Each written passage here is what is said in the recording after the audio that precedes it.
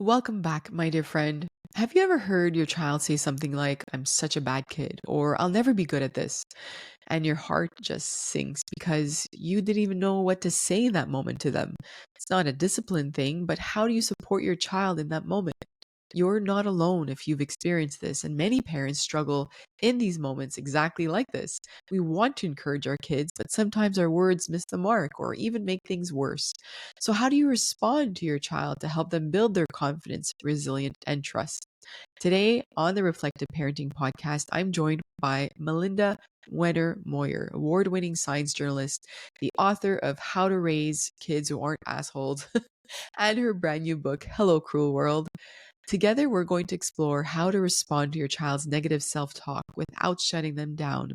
We're going to talk about why practicing self compassion yourself is the most powerful way to teach it to your kids. We're going to talk about the everyday language shifts that promote a growth mindset and resilience in your child. And I'm going to chat about the science of active listening, what it sounds like, and why it changes everything in your relationship with your child. But before we dig into this episode, I'd like to first introduce who I am in case you are new to this podcast. My name is Cindy Hovington. I am a mom of three from Montreal, Canada, and I have a PhD in neuroscience. This is not your typical podcast or parenting podcast because I'm not sharing parenting advice. You will get some parenting advice, but the whole point and mission and goal of this podcast, as well as the company I'm founder of called Curious Neuron, you can learn all about it at curiousneuron.com. Our goal is truly to help parents feel supported. In fact, my big mission in life is that parental well being becomes part of a holistic approach to a child's healthcare. We are partnering now, or we have partnered since the summer with clinics, pediatric clinics, whether it's clinical clinics with pediatricians, with speech language pathologists, occupational therapists, physiotherapists, psychologists, each clinic involved in being a partner with us. And we are exploring what that partnership could look like. And I want to make sure that when a parent is there to help their child is getting the support they need from you, the clinical expert, but that there's a place for them, which is us, Curious Neuron, where they can learn how to support themselves, nurture their needs, respect their values, learn how to cope with stress, how to regulate their emotions, how to build healthy relationships, not just with their child, but with everyone around them through a skill called reflective functioning. We ground everything that we do here at Curious Neuron and our program, the Reflective Parenting Program, in the science of reflection. And that is what parents are feeling these days. And also, it removes the guess and the fears that we have of possibly messing up our child. So many parents have this fear. In fact, I polled the audience on Instagram. We have over 160,000 followers, and 93% of parents said that they had a fear that the way they are reacting to their child's behavior or the way that they might not be showing up when their child needs them is going to mess up their child in some way later on. And so if you feel that way, you are not alone. And that is why I built the Reflective Parent Club. This is going to be the last week that the Reflective Parent Club is going to be available combined with our course and the weekly calls. And so if you are a parent that's been thinking about it, now's a great time to at least get your 7-day free trial and gain the skills that parents have been learning that are leading to them approaching situations in their life as parents with more confidence and less overwhelm. And if you want the course and the weekly calls at one price, now's the time to do that. By next week, they will be separate. Or maybe you're a person that wants to work on the self-led program. And so just wait one more week and it'll be available to you. I'm excited for everyone to come in and to see what that program looks like and to see the impact that this can have on their life. All right. So first, before we move on, I want to thank the Tannenbaum Open Science Institute as well as the McConnell Foundation. This podcast is here just because of them, and so I'm grateful for that. We need the support from people to keep this podcast going and to keep parents feeling less alone, not getting more parenting advice. And so for that, I'm grateful. And if you are here listening to this, thank you. Without you, this would not be possible. And so make sure that you are subscribed to the podcast and you get an update every Monday. And make sure that you take a moment to rate and review the podcast. That is what is going to allow us to continue the podcast by sharing these metrics with our supporters because that is what they ask for. They want to make sure that you are interested in it. And if you do have a moment this week, share this episode with a friend, share this episode in a parenting group. Maybe you have one at work, maybe you follow one on Facebook.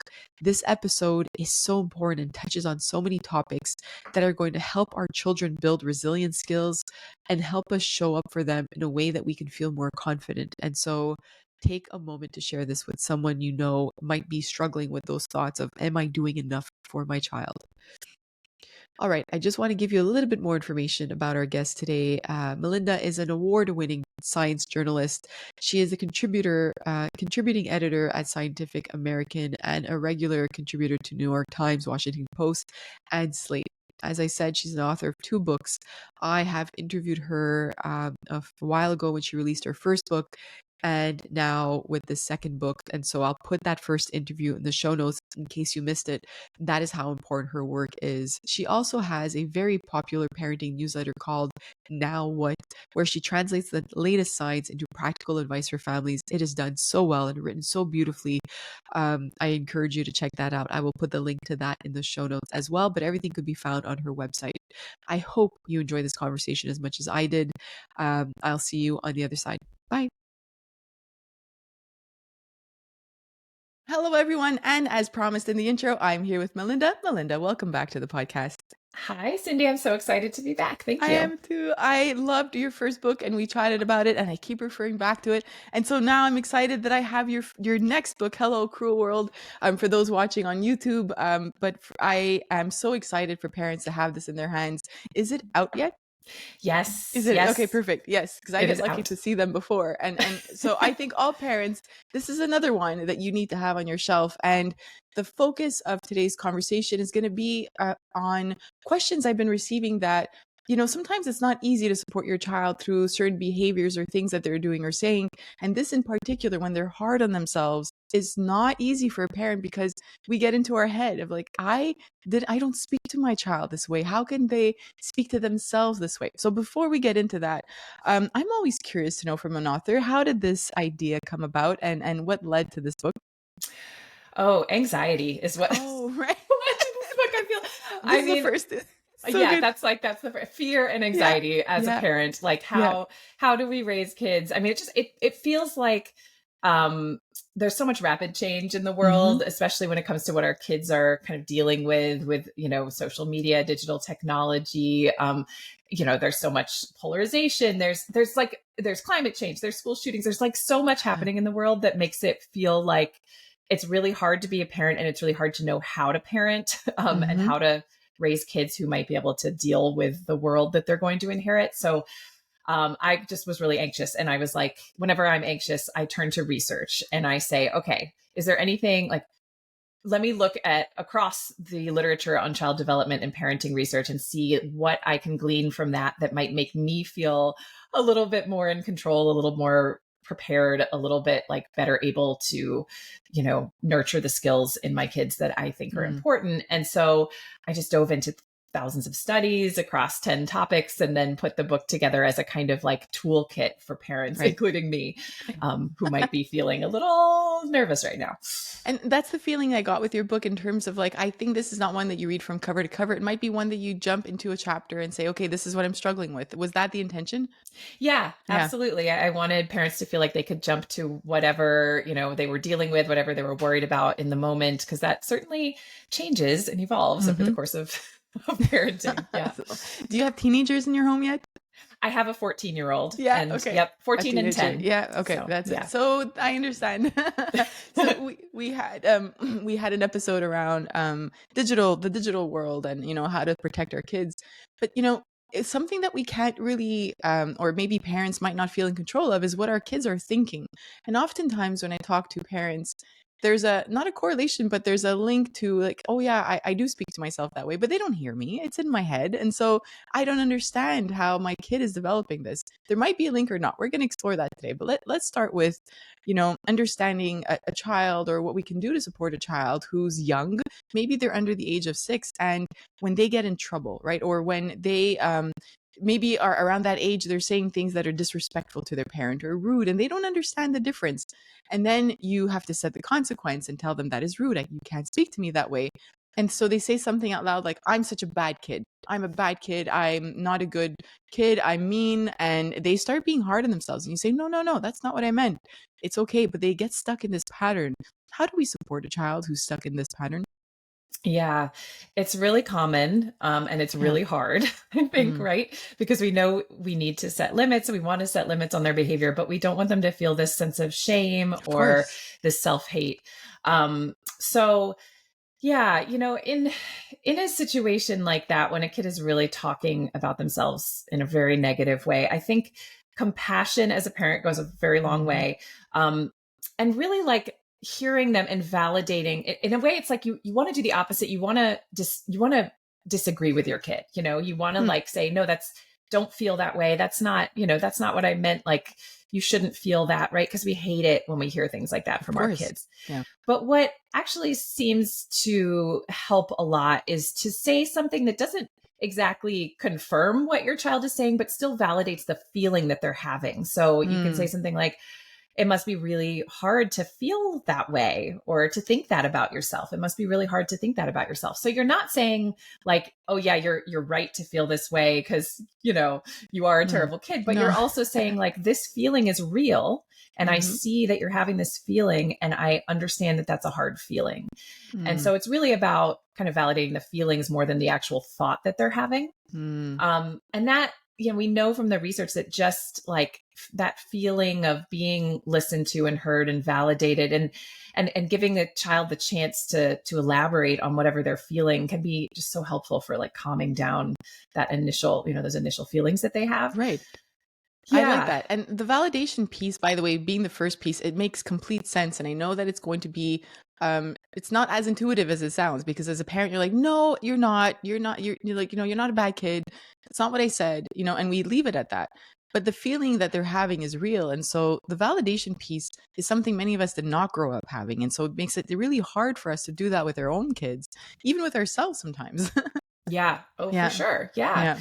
I mean, that's the other thing is we may not ever speak to our kids in a way that's, promoting them self-hate, but we Right. do sometimes speak to ourselves that way. And I think Mm-hmm. that's something that's important to keep in mind is this, there when I interviewed researchers on how to teach kids self-compassion, they said, honestly, like the most important thing is for a parent to practice self-compassion, because if you're, beating yourself up over burning dinner or, Mm-hmm. messing up at work and you're doing this kind of in front of your kids, they are paying attention Yeah. and They they're really are. hearing that and they're like, oh, maybe this is how I should be talking about myself. Like maybe I should be beating myself up whenever I make a mistake. And that's of course the last thing we want. So we Mm. want to be like compassionate with ourselves and, recognize that it's normal to, and everybody makes mistakes. Nobody's perfect, and kind of normalize that kind of, um, you know, self-care in front of our Right. kids so that they start to think that of themselves, like when they make a mistake, when they break a rule and we set a boundary or have a, I don't know, some kind of consequence. So they Mm. recognize like, this isn't me being a bad person. This is Mm. just, I made a mistake. Everybody makes mistakes. Right. And I was just telling parents inside the Reflective Parent Club this week that this is the Curious Neuron Club, that if we view or if we shift the mindset of mistakes to I've collected data, right? It's Mm. information. And so it's not a failure, it's information.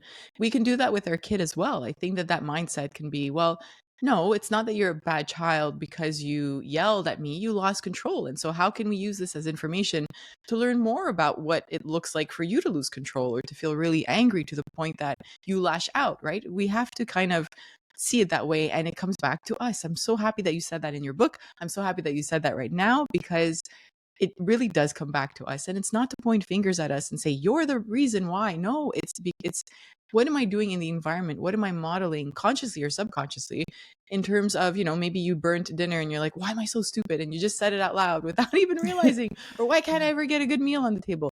And like you said, they catch this. And so it's really important to remind ourselves that we are the model. Self-compassion, so validation is hard. Self-compassion is even harder. Yeah. And part of that. But how do we, if we've never practiced self-compassion or if our inner voice and dialogue is, a little bit more harsh, how do we start to practice self-compassion? Is there some sort of recipe or ways that we can start this?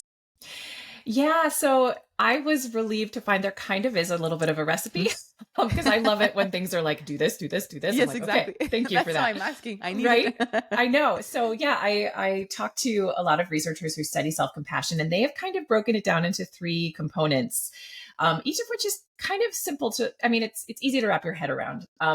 The first one is basically when you're struggling, when you're sort of feeling like you want to beat yourself up over something, to just take a moment to step outside your feelings, like and recognize, oh, this is a hard moment. I'm having a hard time right Hmm. now. And it's a form of mindfulness, but sometimes that word mindfulness can sort of, overwhelm Yeah. people or make people think, oh, this is wooey. There's a lot of science behind Hmm. this, but really just like, if you take yourself out of the situation and you just recognize that you're having a hard time, that does so much to kind of also take you out of the sort of rumination cycle, the obsessive thinking you might be having, and just to say, oh, yeah, this is a tough moment. I'm having a hard time. So that's the first step. Not that hard. I mean, We can in do it. practice, it can be, Yeah. Yeah. but in theory, it's not. Yeah. Um, and the second one is the second part of it is recognizing your shared humanity, the fact that you're Hmm. not, that everybody has feelings like this. Everybody has these hard moments where they're beating themselves up or feeling terrible or, feeling guilty, whatever it is that you're feeling. We all share this. And it's, when you're doing this with kids, when you're trying to help them recognize this, you have to be kind of careful how you do it, because you could say something that comes out like, oh, well, everybody feels this way, it's not a big deal, right? That's not what you want to be doing, because that's kind of dismissive. That's like, you Sure. shouldn't be feeling this feeling because everyone has this experience. Instead, it's like, you're not alone. This is really hard, and anybody who is in this situation would probably feel the same way as you would. It's like Right. saying, you're not alone in this. You're not the only Mm. person to have suffered like this. And it's supposed to be more of a reassuring rather than a dismissive feeling. Mm. And then the third thing is really, I think, what all of us think of when we think of self-compassion, if we ever think of self-compassion, which is just treating ourselves kindly in the moment. Like I think of it as like treating yourself like you would treat your best friend. Hmm. What would you say to them if they burned dinner, or Hmm. if they, hit a post with their car, or whatever it is? Like, you wouldn't be like, oh my gosh, you're the worst person in the world, you're such an idiot. You'd Hmm. be like, oh, this sucks, I'm sorry this happened. Like, but you're like, everybody makes these Hmm. mistakes, and it's okay, and I still love you. You'd be saying all these things that are really kind to your friend. And so it's about treating yourself with that same kindness. Yeah, I love this. There is a simplicity to what you said. And I think that if we write it down, even on a post it, to Yeah. remind ourselves, there's a recipe that we can follow. And so it really helps us in that moment. And again, for parents who are listening, if you do struggle with this, practice it first, right? And then after, it might be easier for you to support your child and talk to them, even through your own experiences. Maybe, the second part of feeling like you're not the only one, maybe you're struggling with that and you're going to find ways to help yourself, and maybe that's going to help you support your child a little bit more too. So I think that's where doing it first helps, because we've experienced it. We know exactly what works and what doesn't work. Right. Yeah. Absolutely. Yeah. Yeah. Yeah. Yeah. Yeah. Yeah. So, the self-compassion thing with a young child, I think it's not that it's easy, but I think about as your child gets older and then they get into school. And now they're starting to say things like, I'm so dumb, I'm not good enough, I'll never be good at math. Words that I said when I was in elementary school.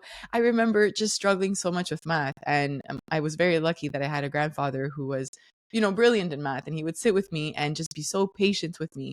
And that kind of like, followed me now in terms of like, okay, I don't know this now, but I might know this later. And so I need to keep practicing. What do we do with a child? That doesn't come easy. That took decades for me to work on. Yeah. But if a child is stuck in that mindset, that limiting mindset in terms of like, I'm dumb, I'm not good at this, I'm the worst at school, or children who have dyslexia and really struggle with reading, what can we do to support a child? Again, it's in their mind. Is it self-compassion at this point, or is there more that we can do to support their confidence, I guess? Yeah. I mean, certainly I think promoting self-compassion is great at all ages. But you know what? A lot of what I'm hearing in the language you're using describing these kinds of, experiences and situations, I definitely sense some like fixed mindset thinking, Right. Yeah. where it's like, okay, if I don't know how to do something, that means I'm bad at it and I'll never know Hmm. how to do something. It's sort of, it reflects this idea of like, you're either born with an ability and you're good at it. You know, you have a talent or you don't, and nothing can change that. That's really like a fixed mindset, as so the psychologist Carol Dweck from Stanford has coined these terms: fixed mindset and then growth mindset, which is, I'm sure all of your listeners have heard of. But it's really a different way of thinking. It's thinking that their effort is tied to outcome. That if you don't know how to do something, that just means that you haven't had a lot of practice at it. You don't know how to do it yet, as you said. Exactly. Like, this is something I'm still working on, and practice will make it better. More effort, really thoughtful effort will help me learn it. And so I think using growth mindset language in these situations, like really tying effort to outcome. When a kid does succeed, you can say, oh, that's great that maybe they're like, oh, I did, well on my math test. And you could say, that's great. It must be because you practiced those math problems this weekend, or you've done all your homework you've been so good about doing your homework, or you're really listening in class. Like, saying, kind of tying their success to the effort they put in, rather than, oh, you're good at math, or you're just a natural, right. That's more fixed mindset language. So that's another big thing I think can be helpful, is just like, and framing these kinds of challenges and mistakes as just learning opportunities. As you said, like information, data, this helps us learn, this helps us understand what we need to work on, and we'll get there. So it's really like a kind of an optimistic and curious mindset as well. What if, so I love the example of focusing on the outcome. So what if a child isn't getting any of those good grades? What if they're really stuck and you see their confidence, kind of dwindling, and they're getting really into their minds, and now they're not even putting in the effort anymore, and they think, like, what's the point? If our child falls into that, is there something more that we can do to support them? Yeah, that's a great question, because there can be downsides to emphasizing outcomes, right? Yeah. The question is like, well, what if they don't feel like they have any successes that you can, then point to? Like, what do you do? And I think that's a really hard question. I think, there's ways to find like new points of progress that you can recognize. Like, it's, maybe a kid has on their mind, like, nothing is success except for an A in this class or something. Yes. And that just feels so far away. So instead, like, what if you make success something like much smaller? Maybe it's just like getting all your homework done or spending like 20 minutes on your homework straight, or whatever it is. Maybe it's 5 minutes. I don't know. But like, then taking that moment to sort of celebrate that success with your kid, like, okay, you know what, like, this was really hard. You're really tired, or you're really, frustrated, but you got through 5 minutes of working on this problem. Like, that's really awesome. So like, celebrating smaller things can be helpful. I think that's, right.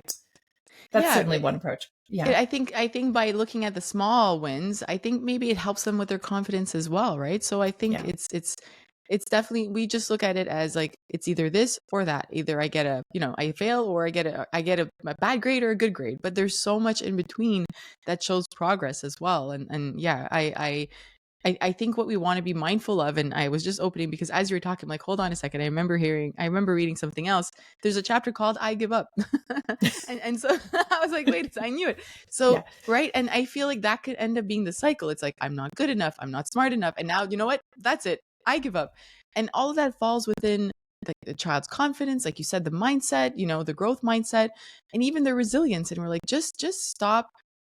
Just we get so stuck as parents. And I hear parents say this, where I tell my child, don't give up, where I tell them, stop being hard on yourself. And I think what I'm getting from what you're saying is, that's not enough. That's not going to switch them into building confidence. That's not going to switch them into growth mindset just by saying, stop saying that. And so we have to, right? I'm saying that out loud because I've heard parents say that. And I want parents that are listening right now, I want you guys to catch yourselves, right? In those moments of like, don't say you're a bad kid, or don't say you're not smart enough. That's not enough. We need to scaffold and build the skills that we're helping our child. And there's a lot. We've spoken about compassion, self-compassion. We have to validate our child, growth mindset, confidence, and resilience is another one. How do we build our child's resilience?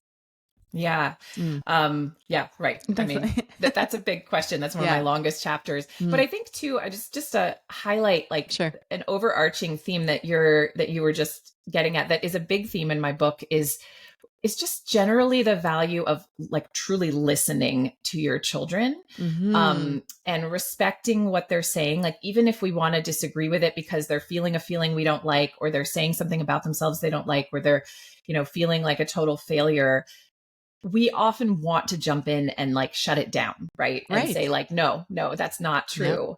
But actually, what can help more is to really like basically say to our kids, I hear you and you feel this way and it is real and it sucks. Like, and I'm sorry that you feel that way. Like, this is really hard. To really like let them know that even if you might not agree with whatever sentiment they're sharing about themselves or whatever thought they're having, that they're feeling is valid and that you care about it and that you're paying attention to it, and you're listening to them. Like, that can just be so, so powerful and for so many reasons. And there's even research suggesting that when kids feel listened to, they become more open-minded, they become more intellectually humble, like they're more willing to sort of reflect on like, I mean, maybe this isn't that helpful in the context of talking, like saying bad things about yourselves, but in general, like it makes kids more willing to recognize their faults and admit, and be less extreme in their views. So like, there's all these reasons why listening to kids can be helpful. Right. And I think that's, I just want to say, I'm really happy you highlighted that. I'm going to forget what I asked. I know, I think resilience. We're going to get back to that because I think what you just said is exactly the underlying everything that we're talking about today, like you said. And I think as many adults I've spoken with, active listening or listening is also very hard.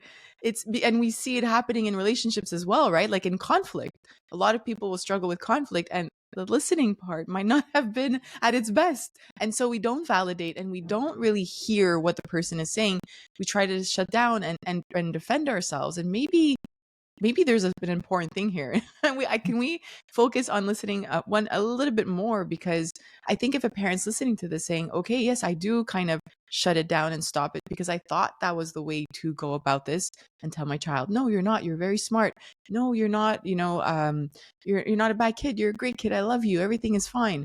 Okay. Now that they've realized maybe they weren't validating and listening, are there tips or is there advice in terms of what does listening sound like? You've said a little bit, but I just want us to focus on that a little bit more. Is it just repeating what they're saying to you? Is that the active listening piece? I mean, I think there's different things that you could do. I mean, I actually did do a series of interviews on like what is good listening, and certainly eye contact like makes a difference. Really, I guess. So when people are talking, they tend to they often to look away, but then so often they look back at the person they're talking to. And if you're not like looking at them in that moment that they go back to check, there's this sort of feeling of like, oh, I'm not being listened to. So definitely trying to like maintain eye contact but I will say that with some kids that can be intense, and your kid, like some kids really don't like to be, looked at in the eye. So if you have that kid, then maybe maybe it's better to do it when you're driving, mirroring back what you're hearing can be really helpful. So I'm hearing you say this and so you're, it sounds like you're really frustrated, whatever it sounds like, that they are expressing, you kind of mirror back, and asking questions. And it's really interesting. Listening researchers said, the important thing is to ask questions that are not about necessarily furthering your own knowledge, but asking questions to make sure you understand what the other person is actually trying to say. So it's like questions that are kind of like confirmation questions, like, okay, so I think I'm hearing this. Am I getting that right? That kind of question helps people feel really heard. And then the other thing is just, you don't have to agree with what they're saying, but you need to sort of exude a sense of like, respect that you understand that this person has a particular opinion and they can have that opinion. Like it's sort of a respectfulness that does not necessarily mean you have to agree with what they're saying, but you allow them to have that opinion, and you kind of communicate that in the way that you're listening and nodding along or whatever it is. So yeah, those are kind of key components of good listening. And it is a skill. Like it's not easy. No, it isn't easy. And again, I hope everybody has taken out their notebook. I always encourage them to take notes because there's so many good tips that we're getting right now. But the active listening piece, I think the You're right. It's first of all, it's not easy, and second of all, I think that the last piece of that, the perspective taking, it's so hard because you're trying to prove your point, but in the end, who was it? Oh, there's a book that I read. He's a lawyer, and he wrote a book about conflict or communication. Anyways, there was a sentence in his book. Conflict is not about proving yourself right or proving it. It's truly to unravel the problem. Right. And when you see it that way, you're like, okay, hold on. And that's why Yeah. it makes sense to take on that person's perspective, because you're just trying to understand where they're coming from. And so I think it's important to do that with your kid. That word unravel, like we're trying to understand them. And by doing what you said, I think we get to understand them a little bit more and see like what's going on, and how can we support them. And so that's the listening piece. Yeah, Yeah. absolutely. Yeah. That word really marked me in that book. That one word in an entire book. The Yeah. whole book is great, but yeah, it's really important. So, okay, going back to your work and the word resilience. So I was speaking to some parents the other day, and I was asking them, what is important for you to what skills are important for you to build in your child, and support them with? And there were a few that came up. So obviously, everybody says that I just want a good human, somebody who's kind, which falls into your book. So if you haven't read Melinda's first book, I encourage you to read that one when you say something like, I want my child to be a good human. And so there's that. But now there were other skills. So what came up was, I want my child to be courageous, and I want them to be resilient. Mm. How do we start supporting our child to build these skills? Yeah. So resilience really develops honestly in the context of discomfort. Mm-hmm. Mm. So, one thing I talk about a lot in the book is that we are constantly being told that um, we should be protecting our kids from like bad feelings, from discomfort, from uncomfortable experiences, from frustration, from failure. Mm-hmm. And that's not really the case, especially if we want to be building resilience. Right. So we know that one of the most important skills for resilience is emotional regulation. Like when your kid is experiencing something frustrating or difficult or challenging, or whatever it is, you want them to have the coping skills to be able to get through that, to experience that feeling and not be terrified of it, and know what to do to make themselves feel better so that they can then move forward and push through that discomfort. And so they have to practice basically to develop those skills. Like coping skills develop over time when you have practice learning what makes you feel better, So we need to give our kids all these like little opportunities throughout their lives, throughout their days, to have some discomfort and to sit with it and to recognize what they're feeling and figure out what makes them feel better. And so basically like letting our kids feel uncomfortable sometimes is really, really good for the development of resilience. Letting them try things that are kind of hard, letting them fail, letting them do things on their own. So, just giving kids independence, giving them opportunities for free play with other kids, like all of these things are resilience building activities because they're kind of getting kids to go a little bit outside their comfort zone. And in doing so, develop resilience, develop problem solving skills, develop emotional regulation skills, like all of the things that are going to help them when they experience tough things throughout their lives. Right. And where's the line? So the reason Yes. the reason why I'm asking, I think I must have posted this about 2 weeks ago, where I met a father, this was over a year ago, who told me every child should get bullied so that they become more resilient, because he felt that kids, including his young daughter of 8 or 9 years old, was just not resilient and strong enough. Which is why I'm asking where the line is. So for parents listening, I believe that is crossing the line. Is it how much do we push, right? So if we have a child, maybe they're anxious about jumping off a certain structure at the park, right? And they're like younger kids. Is it about placing them at the top and saying, no, you jump, don't worry, just do it? How does that look? Right. Yeah. Yes. No, it's not so much that we should be like pushing our kids off of slides or, getting them bullied. Getting them bullied. Like but it's a tricky question because in some ways, going outside of a kid's comfort zone, it depends on the kid, right? You obviously do not want to be exposing your child to trauma. But the interesting thing is that like the same experience might be, trauma for one child and not trauma for another child. And so the definition of trauma, it's really about like, is the experience something that the child has the coping skills to cope with and or not, right?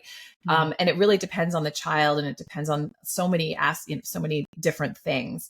But one thing can be traumatic for one child and not for another. So yeah, it's tricky, and there's not one answer to this, like don't do X but do Y, right? Because it does depend on your child.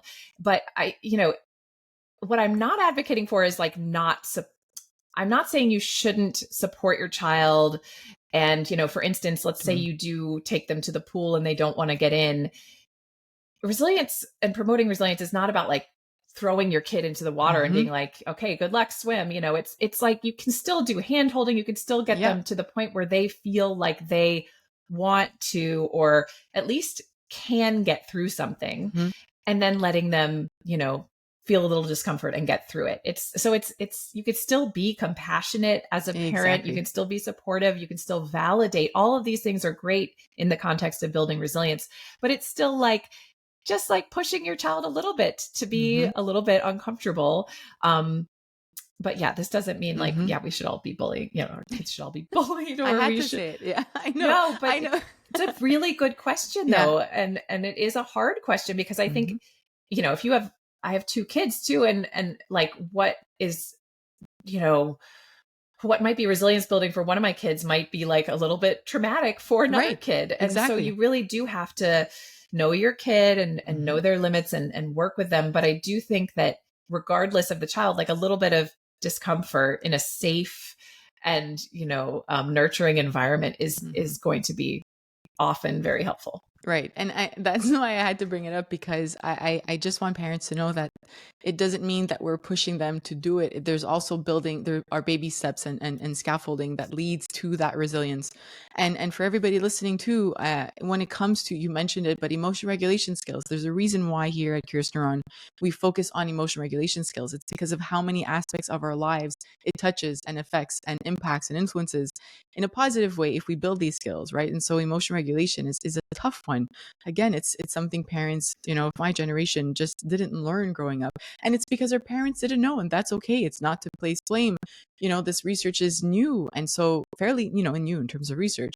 And so we know now that we have to, you talked about coping skills, find healthy coping skills that will help us be more resilient in certain situations. And that's not easy. I'm thinking of a child, my kids are not teens yet, but my oldest is 10. We're getting there. And so I know that, especially now with the digital world that we live in, that there are difficulties that she will encounter that I have never encountered, in terms of, we talked about bullying. I was bullied. Many people I know were bullied in high school, but when I would leave high school, it was over. And so the bully was not in my home, on my phone, on my computer. And so it was a different world right now. So I understand your Hello Cruel World title. What do you say to a parent who has, an older child, and maybe you are listening to this for the first time and they're 15 years old, and you realize that they're starting to be hard on themselves. So we're going back to the main topic of today, where they're saying like, nobody wants to be friends with me. I'm not a good person. They're feeling lonely. And the digital world is leading to that. And you don't know how to support your child. And you can see that their self-esteem has been impacted. How do you begin conversations with an older child? Yeah. I mean, I was going to say like, conversations are what are really helpful in this context, and really empathetic conversations where you're trying to just understand, first of all, like, what is your child feeling? So it's really about being curious, I think, first and foremost. And before jumping into problem solving, like to really listen and to really gather information and to ensure that your kid feels heard. Because I think, as you said, like, this is a very different world than the one we grew up in.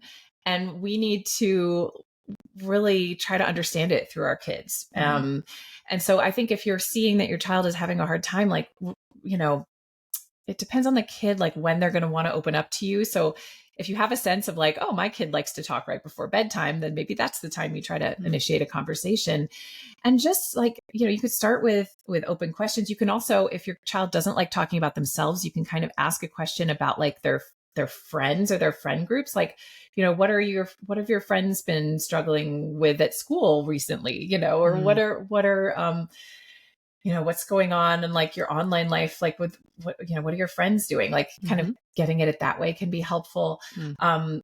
But I think, kids are much more and teens are much more likely to open up if they know they're in sort of a judgment free zone at first too. So Mm-hmm. it's like, I just kind of want to understand like what's going on, and I'm not going to give you advice right now unless you really want it, but I just want to make sure I understand, because this is a very different kind of world that you're growing up Mm-hmm. in, and it's probably really tough. And Mm-hmm. so sort of approaching with this curious and empathetic mindset can be really helpful, I think. Mm.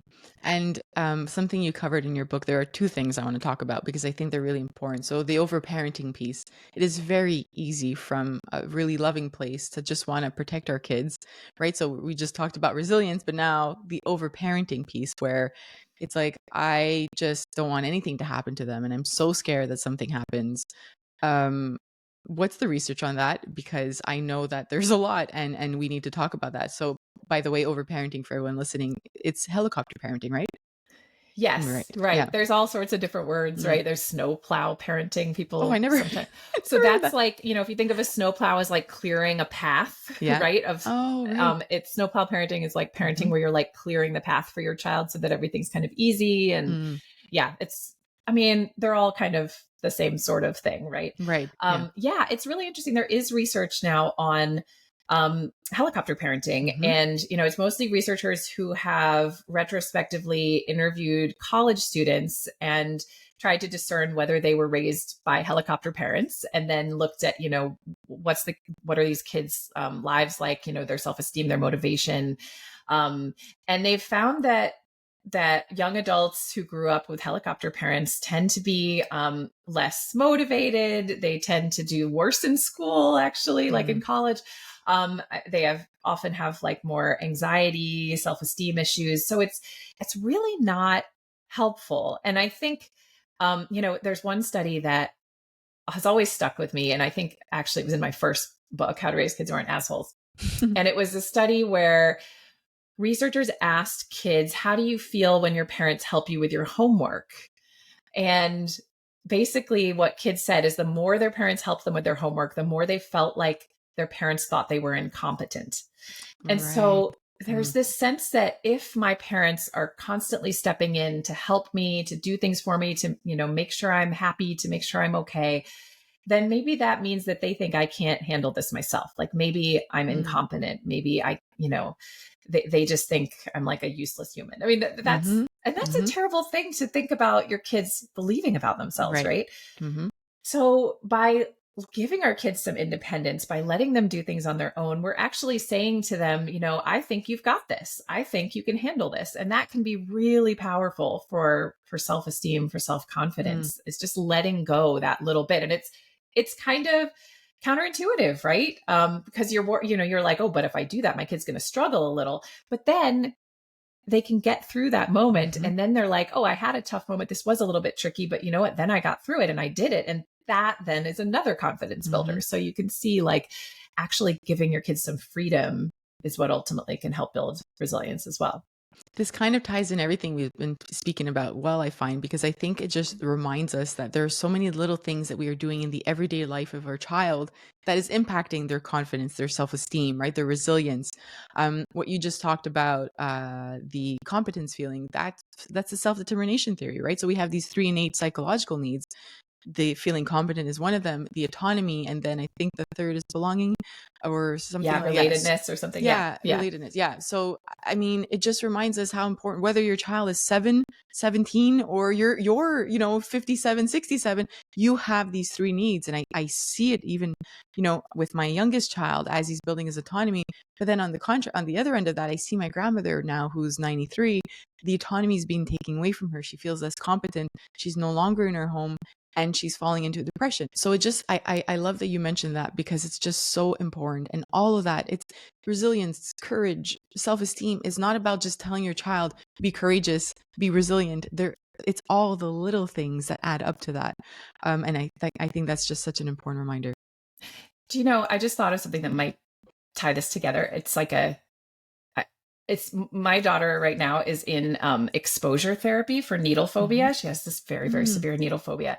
And I'm just thinking about everything we've said and how this all ties in. But, like some people might think, okay, to get my kid over their needle phobia, I just need to like take them to the doctor and like they just get a lot of shots and like just let them have the shots and don't build up to it. Just like, get them used to it. Yeah, Be tough, exactly. right? Just tell them deal with it. This is not a big deal.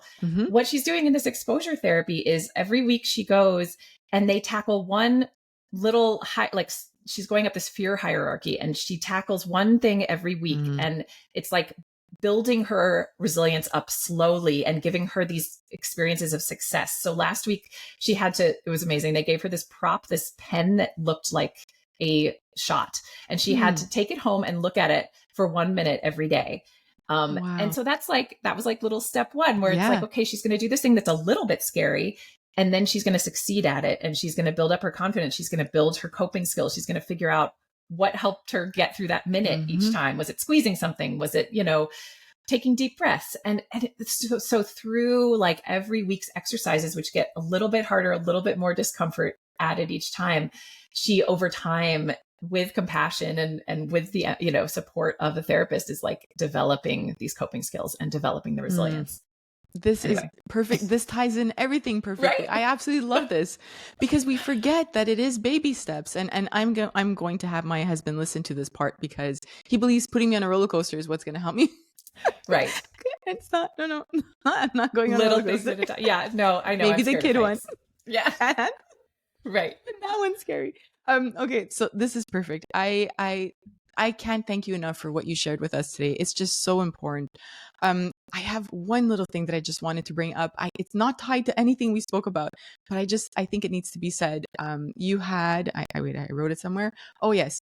When it comes to supporting your child in high school in terms of alcohol and letting them do it at home, I just think this is such a huge myth that I keep hearing. And so if there's a parent here with a preteen or a teen, I know it's not tied in, but it's just so important. Science doesn't support it. And that's what I learned from your book. Why? What did you learn about this? Yeah, right. So there is this pervasive belief that if we kind of normalize like alcohol when kids are younger, we like let them try a little bit, we make it not a forbidden fruit at home, that this will help them develop a healthier relationship with alcohol. They won't feel this need to binge drink and whatnot. But actually, the research really does not support this. What the research suggests is that the earlier kids have sips of alcohol and the more they have when they're younger, the more likely they are to develop problems. So what everybody, I've interviewed a lot of experts in that chapter. What they all said is that it is really important to set clear expectations of, we really don't want you to drink until you're 21. And or until your brain is fully developed, because it can, it just is really not good for the developing brain. But you can do this and set that expectation and also say, but people make mistakes. If you're ever in a situation in which you have been drinking and you need me to come drive you home, like, please call me. And, so you can have these expectations that are very clear, but you can also communicate that, look, if you're ever, in a bad situation, please call and I will understand. Everybody, everybody screws up. But yeah, the idea that it's like good to let kids drink at home, or, that it's better if you allow it while you're there and stuff, that there's really, the research actually suggests the opposite. It's better to not let it happen in your home and tell your kids, I really do not want you to do this. Yeah. Yeah. I just thought it was too important not to talk about, even if it wasn't related. Thank you. But I appreciate that. I hope we don't wait for another book in order to talk again, but I am anticipating your next book. I always appreciate talking with you, and, you cover the science so well and so deeply as you did in this book. And so congratulations on this one. I know many parents will be enjoying it. How do we reach you? How do we find you? How do we learn more from you? Well, thank you for having me. And my website is probably the best place to go. It's melindawennermoyer.com. I do have a Substack newsletter called Now What, but there is a sign up link on my website. It's a parenting advice newsletter. And then my books are in bookstores. You can get them wherever you like to buy books. Perfect. Thank you so much, Melinda. Thank you to everyone listening, and I will see you next Monday. Don't forget to subscribe to the podcast and follow us on Instagram, curious_neuron. I hope you enjoyed this conversation as much as I did. If you are a parent that is part of the Reflective Parenting Club, we are going to be diving deep this week. So, tomorrow, actually, we meet every single Tuesday at 12 p.m. or at 8 p.m. You join when you can. But for those of you that are part of the club, we are going to be diving deep into active listening. So, we're going to build our self awareness around what active listening looks like in our home, between you and your partner, between you and your child. And then we are also, because usually I focus on one topic, but Melinda spoke about so many important parts. We are also going to be reflecting on negative self talk. And so I encourage all of you to dig into that yourself. What does negative self talk look like for you in your home?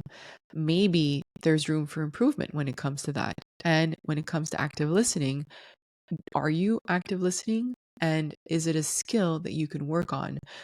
We're going to talk more about that and look at the science of that and gain some tips and tools inside the club. I'll see you tomorrow. For all of you listening, I will see you next Monday.